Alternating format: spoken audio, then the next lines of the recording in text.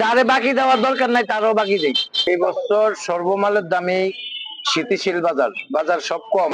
মালের যেমন আদা কিনা ছিল 170-75 টাকা, এখন আদা বিক্রি করতেছি 130 টাকা, 32 টাকা। রসুন কিনা হইলো 115 টাকা, রসুন বেশি 105 টাকা।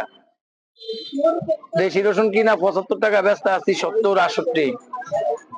পেঁয়াজ কিনা হইলো 38-37, ব্যস্ত আছি এখন 31-32। সব মালে বাম্পার লাভ চলতে আছে।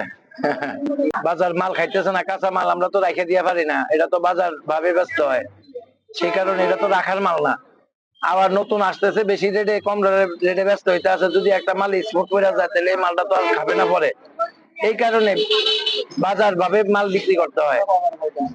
বাজারে পাইকার পত্রই নাই, এই টাইমে আমরা প্রস্রাব করানোর সময় সহকারে পাই না, আর বইয়া বইয়া অনেক বাদাম খাই আর ফিরি আলাপ করি কাস্টমারের লগে।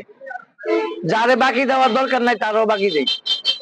যে অবস্থা বাজার, যারে বাকি দেওয়ার দরকার নাই ফেরতিনি কাস্টমার এই দিনের অনেক টাইম নাই না, বাকি দিয়ে দেই। আর নতুবা আবার কাঁচামাল নষ্ট হয়ে দিব গা, কমে আবার তেল মেকে ব্যস্ত হইব। এই হলো আমাদের অবস্থা। যে বছরগুলোর মধ্যে ব্যবসা আপনার 1 মাস 15 দিন লাগে, 20 দিন লাগে, যে একটা বেচা কিনি আমরা করতাম আগে, এখন খুব খারাপ অবস্থা বেচা কিনি। এই যে দেখেন এইভাবে বসে রয়েছি, মানুষ 3জন 4জন লইছি দোকানের মধ্যে লইয়া 2-3জন খাইতে পাঠাই দিছি, 2জন বইয়া রয়েছি। এই টাইমে খাবারের কোনো ইয়া ছিল না, এত বেচা কিনি ছিল, খুব খারাপ অবস্থা ছিল। বাকিটা আল্লাহ যদি ইয়া করে। আর আছে ঈদের কয়দিন।